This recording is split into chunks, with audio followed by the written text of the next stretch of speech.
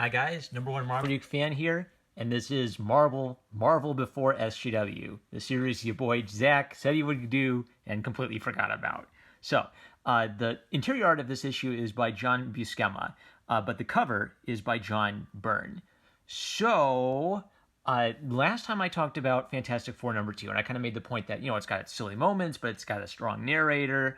It's got this fun fairy tale vibe to it, and it's just stuffing it full of aliens and cool things kids like. Now, one of the things I love about when you kind of look at the history of Marvel Comics across several decades, you see the buildup. You see how they took ideas from the old things and they said, let's take these good ideas and let's do something amazing with it. So in this one, you can see the influence of Star Wars starting to creep into everything. Like, I think they mentioned parsecs at one time, and who knows what a parsec is except because they watch Star Wars and they heard Han Solo mention parsecs, right? So this is a great standalone Star Wars-style space battle, but it also catches you up on everyone in the big cast of characters and tells you what else to go read. So I had a conversation on Twitter where someone said, I like the superhero movies, but I never know what to read or where to start, and it all seems so complicated. And my advice to this person was, try out the Marvel True Believers lines, because they're $1, you can't go wrong, and don't worry about like the continuity and the universes getting reset or all that nonsense. Just pick a character you like and follow them, and if you meet another character you like, well, go check out them. Have more of a character focus than big events in the Marvel universe focus, because I think that's the best way to get introduced to it. People care about characters more than they care about giant space battle number 400. But once you're invested in some of the characters, then the giant space battles become exciting to you. So I want to just comment on John Byrne's cover. There's this really interesting thing where for the parts that's red over white, it's very clean line work, but for the part that's red over black, it's very grungy, like brushwork.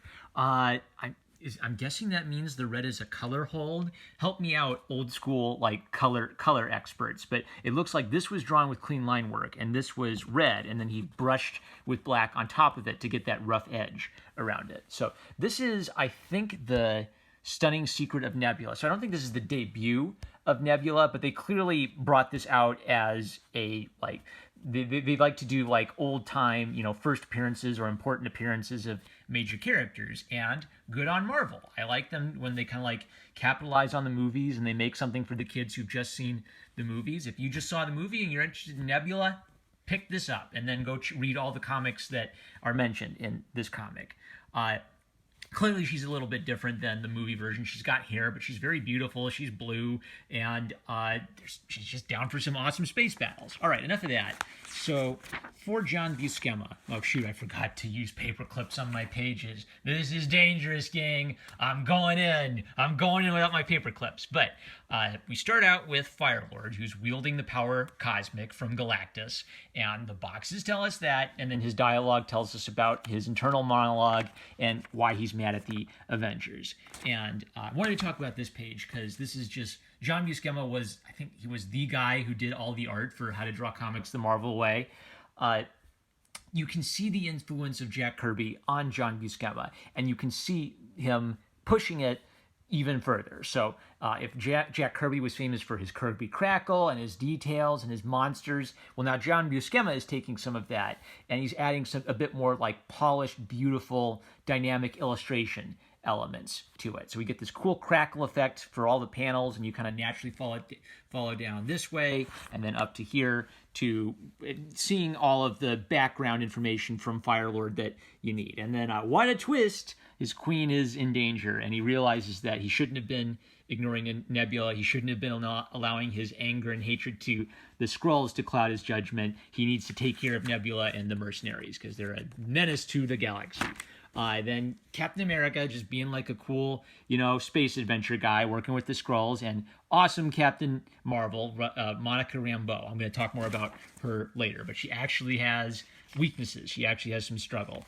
So they got to break onto the Sanctuary too and stop the mercenaries from destroying the galaxy, right? So it's a space adventure, and Nebula, she's sort of she's beautiful, she's commanding, she's angry and self-confident, and so there's just this great setup for a whole bunch of spaceships fighting each other. Pink, all of these are pink, so that they unify and they stand out from everything else on the page. And then once that's introduced as pink is the color of the contrail, then pink is used as the contrail everywhere else, so we can kind of follow the great space battles.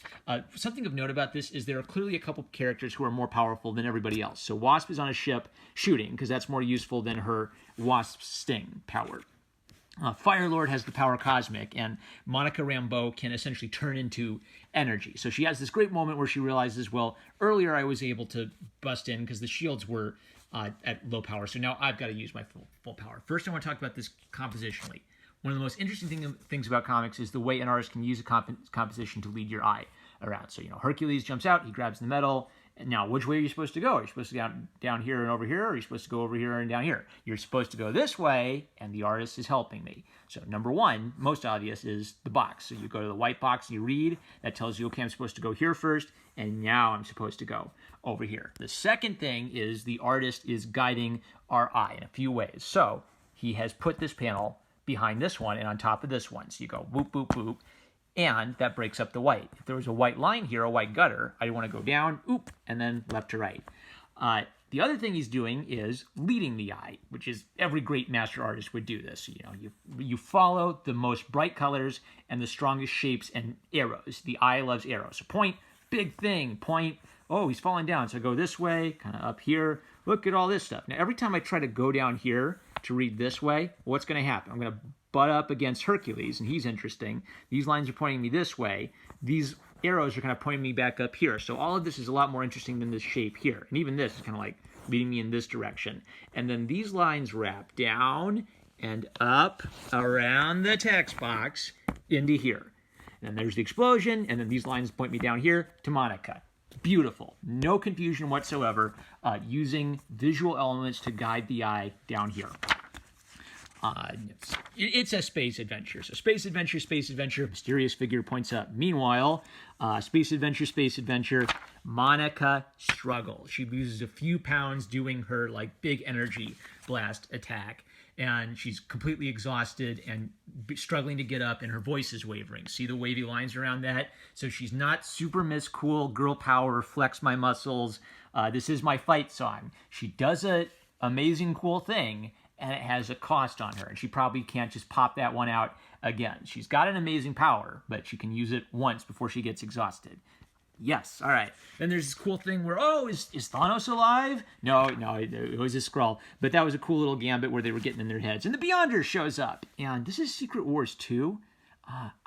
Gosh, I've completely forgotten about Secret Wars 1. Did he show up before this? But anyway, he shows up. He's in his cool, crazy outfit because he's kind of like a god who doesn't really get human beings. So he kind of gets that the humans like to wear costumes when they go into battle. So he comes up with a ridiculous costume for himself instead of his cool 70s shirt.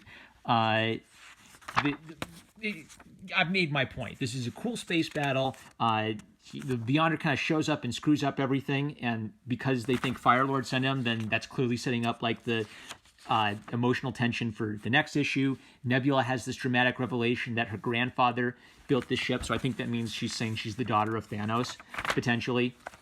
And they're all mad at each other. The Beyonder kind of gets messed up, and he disappears. And look at this. I love this. This is everything you need to know. If this is a standalone space adventure where they caught me up on Nebula kidnapped the ship.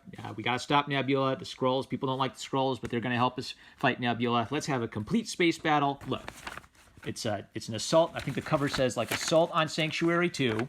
Assault on Sanctuary. They complete the Assault on Sanctuary. The fight is over. Beginning, middle, end. But hey kids, here's all the cool stuff you can read that leads up to this, and all the cool stuff that's coming up soon that you should also be reading. The saga of the Beyonder continues in Secret Wars 2 number 4. So this guy who was just a subplot where he's super powerful but he's kind of mysterious and he doesn't get it and he shows up and messes up and leaves. Well, if you want to keep following his story, go read Secret Wars number 2. The Avengers Intergalactic Adventure heats up in Avengers Annual number 14. Hey kids, go get the annual for another big space adventure that's even bigger than this one.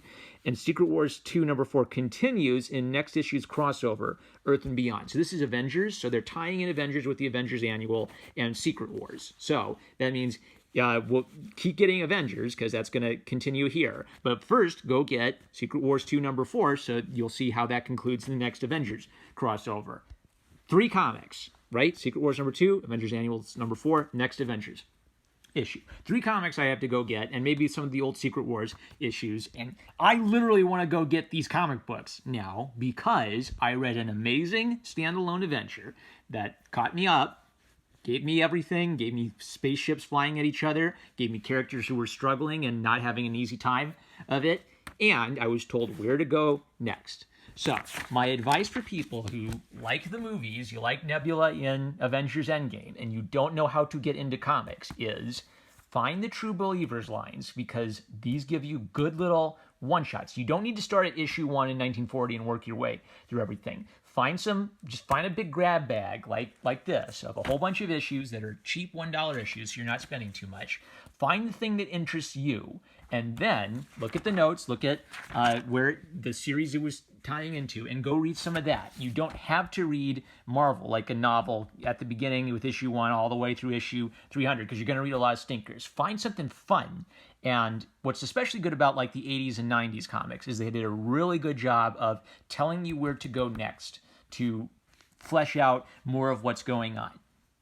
This is what I want to see Marvel Comics return to: tightly edited, self-contained adventure stories that are worth that. If you want to do like long epic narratives, then just release those as trade paperbacks. I'd almost skip the floppies and just release it as a special graphic novel or trade paperback if it can't be read in isolation. But if you like comics and you like the movies, you do not know how to get into comics, buy old comics. Find the thing you like and then read more of the stuff that's around that time period and around that character. That's it.